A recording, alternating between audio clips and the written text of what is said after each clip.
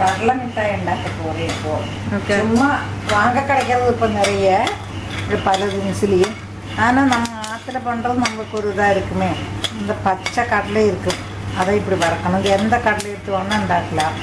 எந்த இதில் வந்து முந்திரி எடுத்தும் உண்டாக்கலாம், பதாம் எடுத்தும் உண்டாக்கலாம். எல்லாமே மிக்ஸ் பண்ணிட்டும் உண்டாக்கலாம். ஓகே. எதுக்கானல எல்லாத்தையும் நல்லா எண்ணெய் விடாக்கி வறுத்துக்கணும். ஓகே. இது பச்சைக்கடலை வாங்கியிருக்கேன், அதனால நீங்கள் வறுத்தனோட தோல் எல்லாம் எடுக்கணும். ஓகே. இப்போ வறுத்த கடலையே கிடைக்கும். அது வந்து சூடாக்கினா போயிடும். എന്നിട്ട് அதை வெள்ளைப்பாக வச்சு உண்டாக்கணும். வேறு கஷ்டமே இல்லை. இந்த சத்தம் கேட்கறது வரல் பட்டுறது பொரியறது இது நல்ல ஒரு வாசனையும் வருது. ஆமாம், நல்ல வாசனையும் வரும். அப்போ இனிமேல் என்ன இதில் வேற ஒன்றும் இல்லை. நம்ம வறுத்துட்டு உங்களுக்கு முந்திரி போட்டுக்கொண்டோம், முந்திரி போட்டுக்கோங்க, பதாம் போட்டுக்கிறோம், பிஸ்தா எல்லாத்தையும் கலந்தே உங்களுக்கு உண்டாக்கி வச்சுக்கலாம்.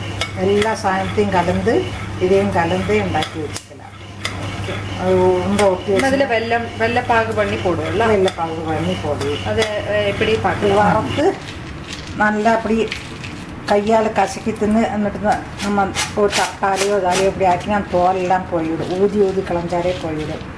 அதில் வந்து நான் பதாம் கொஞ்சம் முந்திரி கொஞ்சம் வறுத்து போட்டிருக்கேன். அதை தனியாக வந்து சீஞ்சட்டில் வறுத்து. ஆமாம், வறுத்து போட்டிருக்கேன். இதுக்கு ஒரு பாத்திரம் 2 பாத்திரம் இருக்குது. ஒரு பாத்திரம் வெல்லம் எடுத்துட்டு கரைச்சி வெள்ளத்தை கல்லை அரிச்சு வச்சிருக்கேன். ஓகே. அந்த அளவுக்கு 2 பாத்திரம் கடலை இருக்கு. ஆமாம். பாதி வந்து வெல்லம் எடுத்துருக்கேன். ஒரு கப்பு வந்து வெல்லம் எடுத்துருக்கேன். அதை நல்லா கரைச்சிட்டு அரிச்சு வச்சிருக்கேன். ஓகே. அது நல்லா பாகாகணும். இது 2 மாத்திரம் தான். இது 2 மாத்திரம். அதில் வேறு நீங்கள் கடலை எள்ளு பொரிச்சு போடணுமா போட்டுக்கலாம். எந்த சாதனம் வேணால் இதில் போட்டுக்கலாம். அந்த மாதிரி நம்ம திங்குற சாதனங்கள் எது வேணால் வறுத்து போட்டுண்டா உங்களுக்கு கடலை உண்டையாக்கலாம் பிடிச்சி எல்லாத்தையும் கலந்து பிடிச்சிக்கலாம். அது சும்மா குட்டிகளுக்கு தின்னுட்டு போகிறதுக்கோ எல்லாருக்கும் அது திங்கிறதுக்கும் ஒன்றாத்தான் இருக்கும்.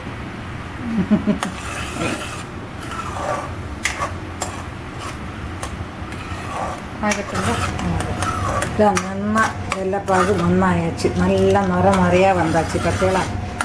இது வந்து நமக்கு தெரியாத வாழ்க்கை சொல்கிறேன். பார்த்தோன்னா இதில் விட்டுன்னா அடியில் நின்றுடும்.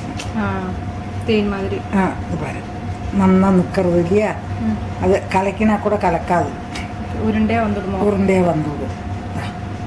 இதுக்கு தக்காளி பாகு சொல்லுவோம். இதுக்கு தக்காளி பாகு சொல்லுவோம்.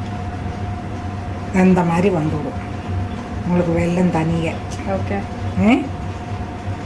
அப்போ அணைச்சி விட்றது கேஸை. ஓகே. உங்களுக்கு நெய் விட்டுக்கின்றவா இந்த ஸ்டேஜில் நெய் விட்டுக்கலாம். ஓகே. வேண்டாத்தவா நெய் விடா அவளுടെ இஷ்டம். அதில் வந்து நெய் விடுறதானா ஒரு 2 ஸ்பூனோ 4 ஸ்பூனோ விட்டுக்கலாம்.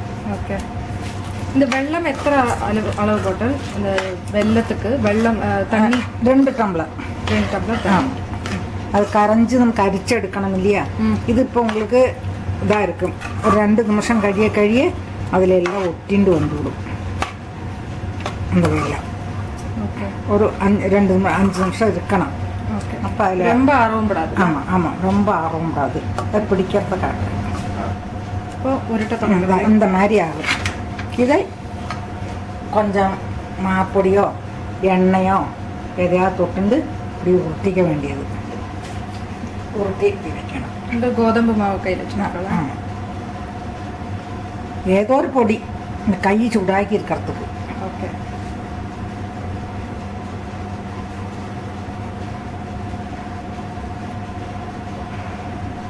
உருட்டிட்டு காட்டணும்.